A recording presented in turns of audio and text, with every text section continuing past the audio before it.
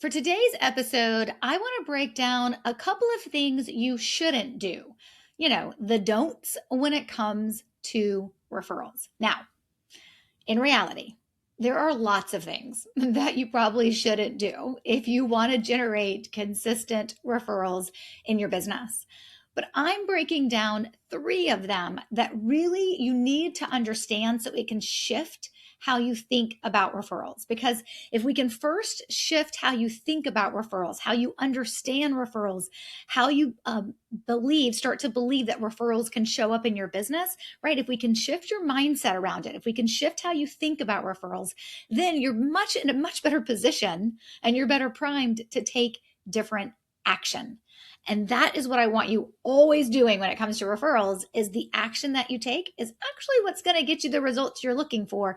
But it starts with thinking about referrals differently. It starts with shifting your mindset about what you believe to be true when it comes to referrals. So in this episode, I'm going to break down three things you shouldn't do. These are things you don't want to do. And then in next week's episode, I'm going to break down three things you should be doing. And they're all geared around helping you think about referrals differently. So let's dive into number one.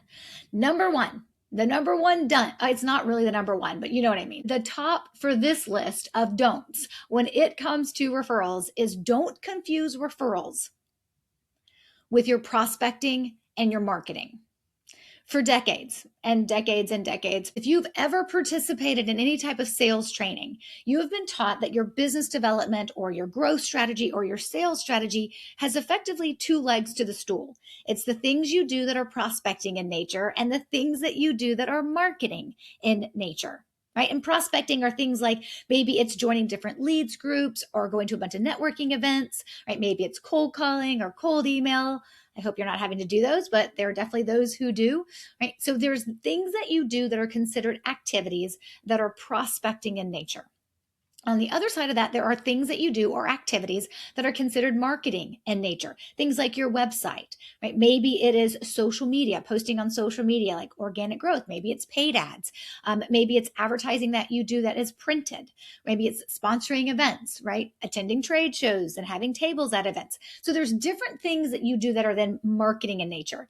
And we've been taught that everything we do to generate prospects, to generate potential clients, right? To get people interested in buying from us and hiring us, that what we do falls into the category of prospecting or marketing. And the mindset of both of those is a little bit different because the activities are different, right? Prospecting is very much like, hey, we want to get to the prospect as fast as possible. So we do more things like 7 million cups of coffee, or we join a bunch of leads groups or networking groups. We go to a bunch of networking events, we make a bunch of cold calls, right? Marketing is a little bit more longer play. Most people understand that.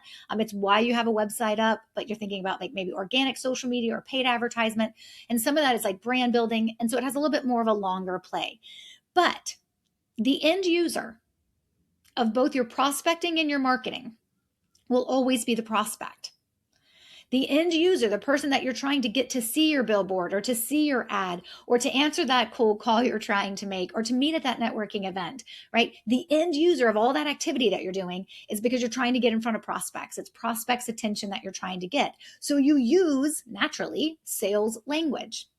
There's nothing wrong with prospecting. There's nothing wrong with marketing. Every business uses both of them, right? You may lean heavily one way or the other, depending on the type of business you're in. And lots of businesses use marketing to and cover all of this. They're like, it's my marketing strategy. And that to them means it's my sales strategy. But marketing is actually just a subset of your overarching sales strategy, or you may call it your business development or your business growth strategy. But there's marketing and there's prospecting.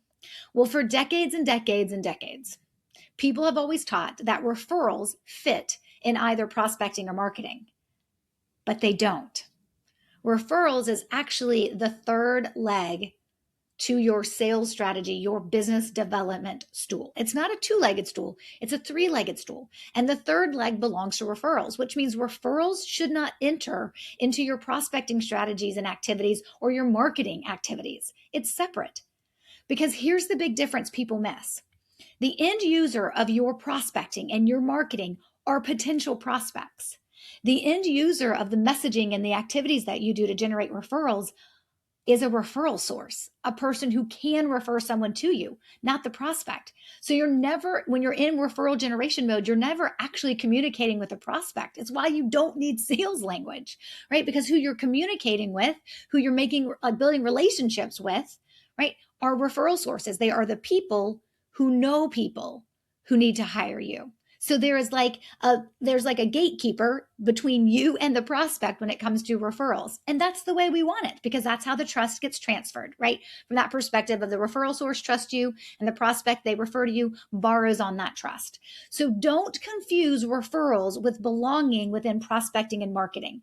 Some typical strategies and tactics you'll hear where somebody believes that referrals fits within prospecting is the tactics or strategies they'll tell you is to ask for those referrals, or they will tell you to pay or compensate, incentivize for those referrals, or network all the time so you're constantly seen and can never be forgotten, right? So they take referrals and they try to shove it into prospecting, and that's where you get that advice that you probably don't love, which is why you're here, is asking for referrals, paying for referrals, or being gimmicky, and networking all the time so that you are never forgotten. All the things we don't want to do, right?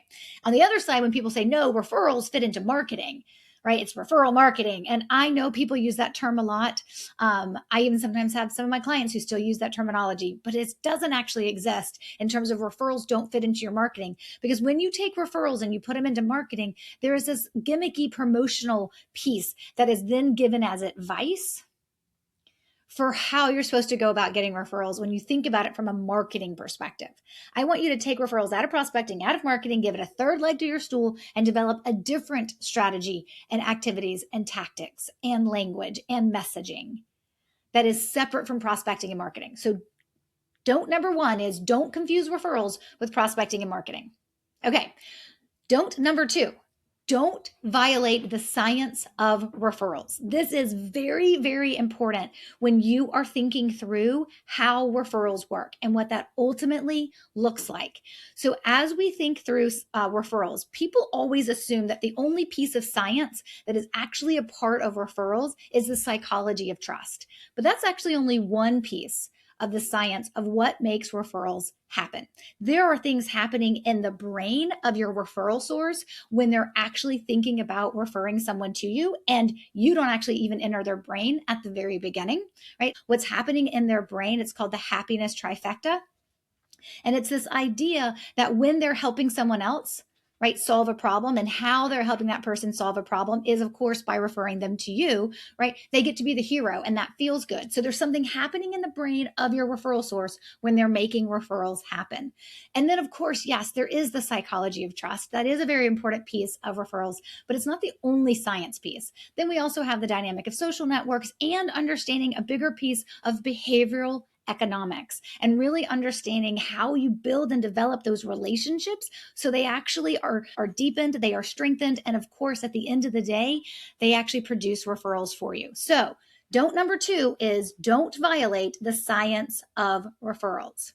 All right, moving on to number three.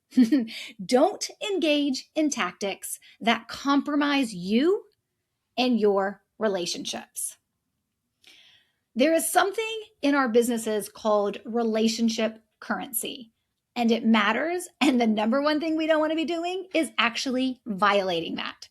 So think about it this way.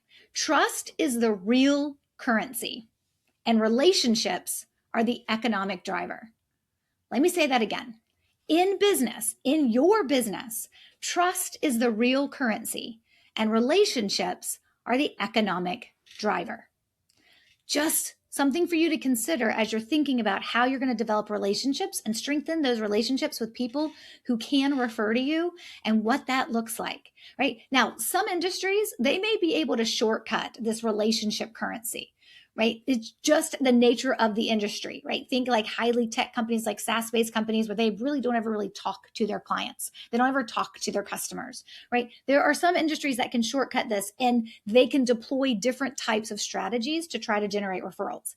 But that is not true in the industries that I work in. That is not true for the clients that I work with, right? When your client hires you because you're the expert, there is a level that you need to maintain in terms of how you protect and honor that relationship, because they are hiring you based on the fact that you are an expert. So if you're like an expert-based business owner, which are the types of businesses that I work with, think business consultants, right? Attorneys, financial advisors, architects, interior designers, business coaches, CPAs, right? When you're being hired because you're the expert, you need to maintain that place in your clients and your prospects' minds. It's no different when it comes to referrals either. As you're generating referrals from those folks, you want to make sure that you're never doing anything that compromises, well, first yourself, but second, of course, also your relationships.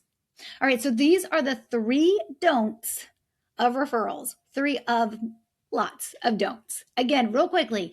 Number 1, don't confuse referrals with prospecting and marketing. Don't number 2, don't violate the science of referrals. And don't number 3, don't engage in tactics that compromise you and your relationships.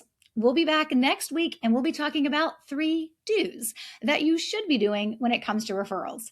But hopefully this is helping you shift your mindset of what it looks like to generate referrals, how you think about referrals, how you view referrals showing up in your business.